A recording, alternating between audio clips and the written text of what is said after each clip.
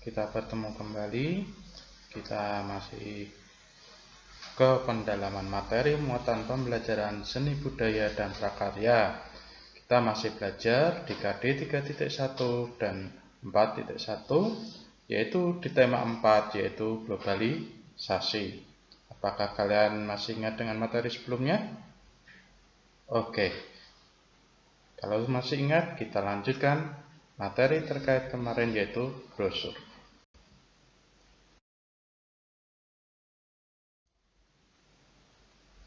Nah, anak-anak, apakah kalian masih ingat dengan materi yang kemarin, yaitu brosur? Oke.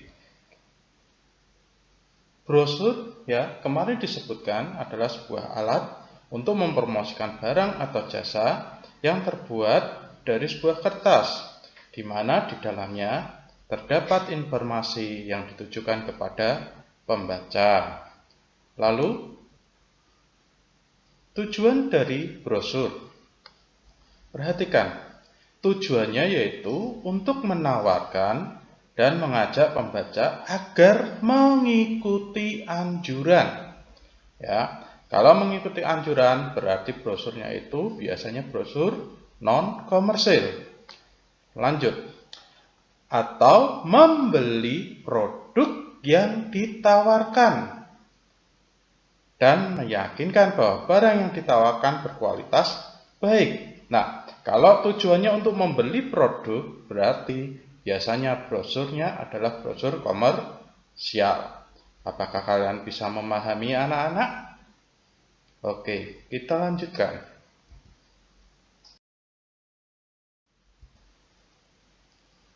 Nah, untuk materi selanjutnya di sini kita akan belajar fungsi dari brosur. Brosur memiliki 3 fungsi. Yang pertama, fungsi informatif, yaitu memberikan informasi kepada konsumen yang terkait dengan perusahaan. Fungsi yang kedua adalah fungsi iklan, yaitu brosur sebagai alat promosi yang menarik dalam memperkenalkan produk maupun jasa. Dan yang terakhir, ketiga, fungsi brosur yaitu sebagai fungsi identifikasi, yaitu mempertahankan kriteria atau konsep sehingga perusahaan mudah diidentifikasi oleh calon konsumen.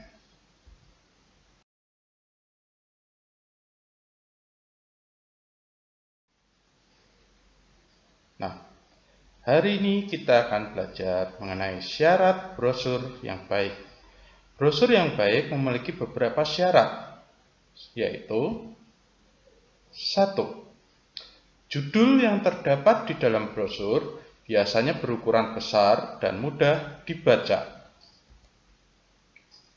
Yang kedua, tulisan dalam brosur harus jelas dan mudah terbaca oleh pembaca.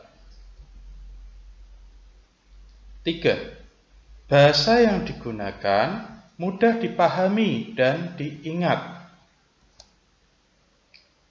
Yang keempat adalah gambar yang ada dalam brosur harus berkaitan dengan isi atau topik brosur tersebut. Yang kelima, syaratnya yaitu ketepatan pemilihan warna.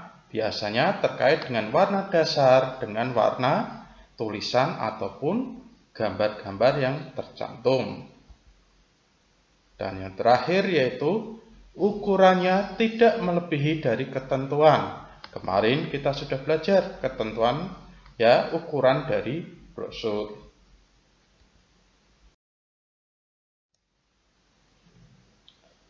Nah, setelah syarat-syarat tersebut, sebuah brosur bisa dikatakan baik jika brosur tersebut memiliki beberapa kriteria. Kriteria dari brosur yang baik yaitu 1. Slogannya jelas dan mudah dimengerti. Kalian masih ingat apa itu slogan? Betul, kalimat singkat yang mudah dipahami dan diingat oleh konsumen. konsumen. Yang kedua, bahasanya yang baik dan menarik, serta ukuran hurufnya harus sesuai. Yang ketiga, ilustrasi menarik dan mudah diingat. Ilustrasi ini terkait dengan gambar-gambar yang digunakan. Dan yang terakhir, tata letak gambar dan tulisan harus baik. Jangan asal menempatkan gambar dan tulisan supaya konsumen tertarik dengan brosur yang kita buat.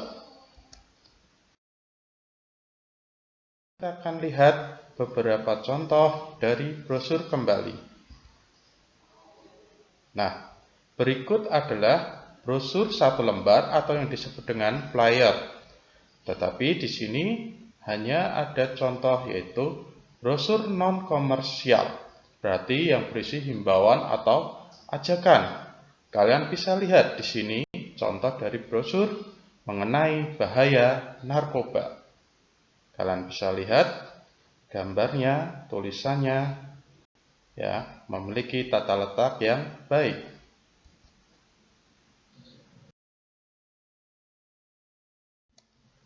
Berikut contoh brosur yang kedua, brosur non-komersial. Di sini kalau kalian lihat, apakah isinya? Betul. Ya, kalau kalian lihat, ini brosur berisi tentang bahaya merokok. Selanjutnya. Nah, ini contoh dari brosur atau flyer, ya, satu lembar, brosur satu lembar yang komersil. Tujuannya untuk menjual barang atau jasa. Di sini kalian bisa lihat isinya berarti mengenai penerimaan peserta didik baru tahun 2021, tahun 2022 di SMK Kristen Terang Bangsa. Kita lihat contoh yang kedua. Nah, berikut adalah contoh brosur komersil yang berisi tentang PPDB tahun 2021, tahun 2022 yang ada di SD Kristen Terang Bangsa.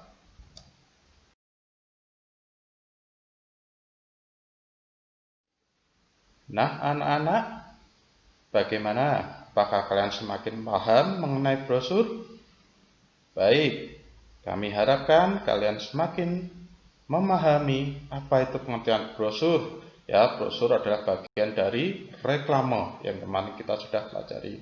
Oke, cukup sekian pertemuan kita hari ini. Setelah ini kalian akan mendapat tugas selanjutnya. Terima kasih sudah belajar bersama kami. Tuhan Yesus memberkati. Amin.